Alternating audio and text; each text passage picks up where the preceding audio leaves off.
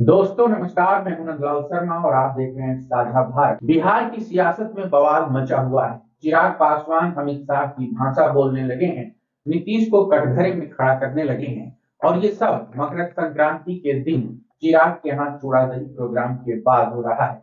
नीतीश कुमार चूड़ा दही खाने समय से पहले पहुंच गए थे, चिराग से मिले भी नहीं और 3 मिनट के अंदर निकल गए। चिराग की दलील है कि मुख्यमंत्री व्यस्तता के चलते पहले पहुंच गए। चिराग ऊपरी मन से कुछ भी बोले, लेकिन उन्हें नीतीश का समय से पहले आना और तुरंत चले जाना पसंद नहीं आया। न्यूज 24 के कार्यक्रम में चिराग पासवान ने कहा कि अगर नीतीश कुमार के चेहरे पर चुनाव लड़ा जाएगा तो चुनाव के बाद वे सीएम हो सकते हैं, लेकिन फैसला एनडीए करेगा। और चिराग से पहले अमित शाह ने कहा था कि सीएम के चेहरे का फैसला एनडीए की मीटिंग में होगा। अभी तक ना तो अमित शाह और ना ही नरेंद्र मोदी ने यह कहा है कि नीतीश कुमार बिहार विधानसभा चुनाव में एनडीए का चेहरा होंगे। तो सवाल यह है कि चिराग पासवान और अमित शाह एक ही जुबान क्यों बोलने लगे हैं। चिराग के बयान के बाद बिहार की सियासत में सवाल होने लगे हैं। नीतीश कुमार 2025 के चुनाव के बाद सीएम होंगे कि नहीं के सवाल पर अमित शाह ने कहा था कि चुनाव बाद सभी लोग बैठकर फैसला करेंगे कि सीएम कौन होगा। और शाह के इसी बयान के बाद नीतीश कुमार के पलटी मारने की अफवाहें हवा में तैरने लगी थी। मामला संभालने के लिए भाजपा नेता कहने लगे थे कि नीतीश कुमार ही सीएम होंगे, नीतीश कुमार ही सीएम बनेंगे। और तब नीतीश कुमार ने कहा था कि 2 बार उधर जाकर गलती कर चुके हैं, अब नहीं जाएंगे। बावजूद इसके चिराग पासवान का यह कहना कि एनडीए फैसला करेगा कि बिहार में चेहरा कौन होगा, दो सवाल खड़े करता है। पहला कि क्या बिहार चुनाव से पहले नीतीश कुमार को एनडीए का चेहरा घोषित किया जाएगा और क्या नीतीश कुमार 2025 के बाद सीएम होंगे। चिराग पासवान का नीतीश कुमार पर यह पहला हमला नहीं है। चिराग ने बीपीएससी परीक्षा के मामले पर भी नीतीश पर इनडायरेक्ट हमला बोला। तेजस्वी यादव प्रशांत किशोर पर भाजपा की बी टीम होने का आरोप लगाते हैं और चिराग कह रहे हैं कि अगर मैं विपक्ष में होता तो मैं भी धरने पर बैठता। मतलब चिराग ने प्रशांत किशोर के अनशन का समर्थन कर दिया और बीपीएससी पर भी सवाल उठा दिया। चिराग पासवान एनडीए का हिस्सा है और 2020 के चुनाव में उनका एक विधायक जीता था, लेकिन उनके पास अभी 5 सांसद हैं और नरेंद्र मोदी के लिए वह उतने ही जरूरी हैं जितने कि दूसरे दल। तो बीपीएससी को टारगेट करते हुए चिराग पासवान ने कह दिया कि जिस तरीके से बिहार लोक सेवा आयोग ने एक केंद्र पर री एग्जाम कराया वह गलत है। दो परीक्षा से कहीं ना कहीं गलत एडवांटेज मिलता है और गलत परंपरा की शुरुआत होती है। बीपीएससी छात्रों के साथ कोई अन्याय न हो, इसकी जिम्मेदारी बिहार सरकार की है। चिराग ने कहा कि गठबंधन के अंदर मैंने मुख्यमंत्री के सामने इस बारे में कई बार बात की। मतलब चिराग के कहने के बावजूद बीपीएससी ने एक केंद्र के लिए दोबारा एग्जाम कराया, तो लोजपा नेता की गठबंधन में औकात क्या रह गई। क्या इसी से चिराग नीतीश से नाराज हैं।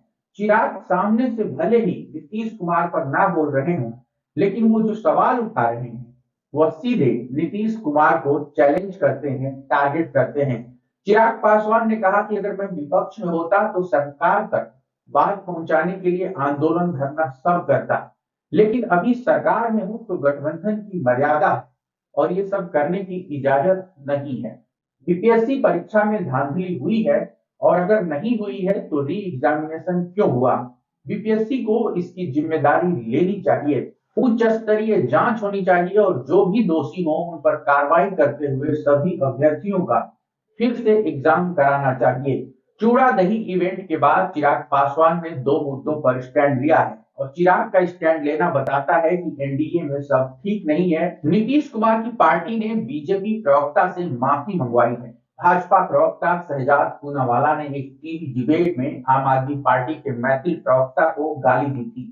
उसके बाद जनता दल यूनाइटेड ने बीजेपी से कहा कि आप अपने प्रवक्ता के खिलाफ एक्शन लीजिए।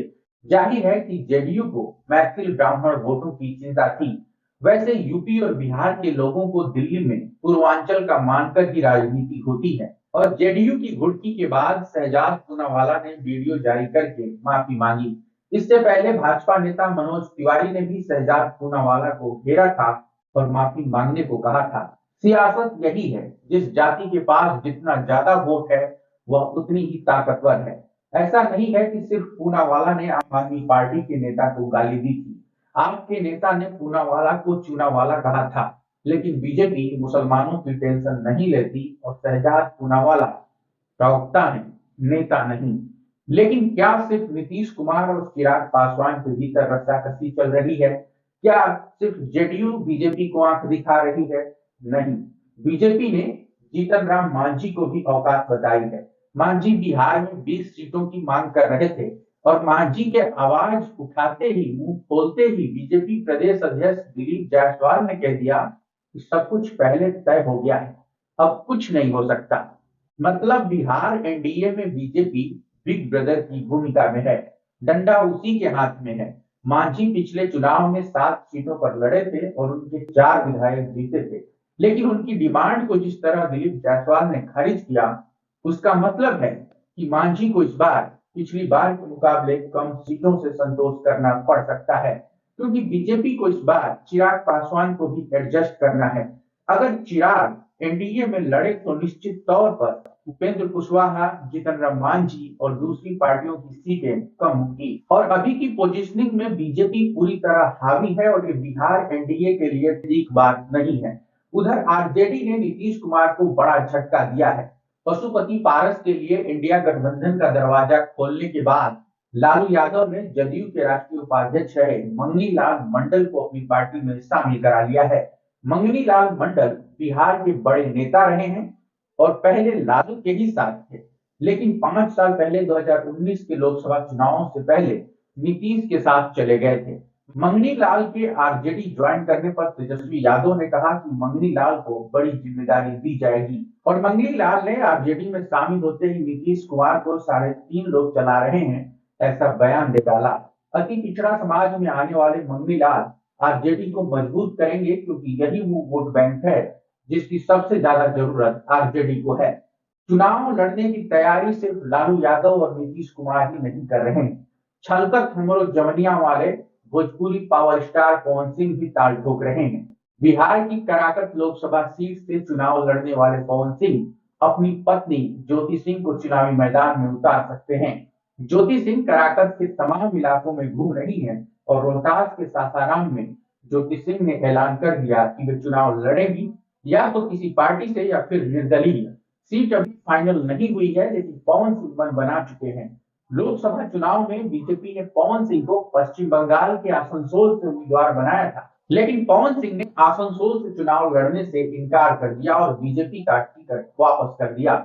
इसके बाद बीजेपी ने उन्हें किसी और सीट से टिकट नहीं दिया, तो पवन सिंह निर्दलीय के तौर पर एनडीए उम्मीदवार उपेंद्र कुशवाहा के खिलाफ चुनावी मैदान में उतर गए। पवन सिंह का चुनावी मैदान में उतरना एनडीए को भारी पड़ गया। कराकत से इंडिया गठबंधन के बैनर तले माले के राजा राम सिंह चुनाव जीते। उपेंद्र कुशवाहा भी चुनाव हारे और पवन सिंह भी चुनाव हारे, लेकिन पवन सिंह इस सीट पर पहली बार में ही तीसरे नंबर पर रहे। मनोज तिवारी, रवि किशन और दिनेश लाल निरहुआ के बाद पवन सिंह सदन पहुंचना चाहते हैं, लेकिन पहले ही दाव में फेल होने के बाद अपनी बीवी को मैदान में उतारने के मूड में हैं। पवन सिंह लोकसभा चुनाव में बीजेपी को झटका दे चुके हैं और अब विधानसभा चुनाव में बीजेपी और एनडीए की खटिया खड़ी करने की तैयारी में है। बिहार चुनाव से जुड़ी खबरों के लिए हमारे चैनल को सब्सक्राइब करें, दोस्तों के साथ शेयर करें और अपनी प्रतिक्रियाओं से हमें अवगत कराएं। आप सबका शुक्रिया, नमस्कार, धन्यवाद।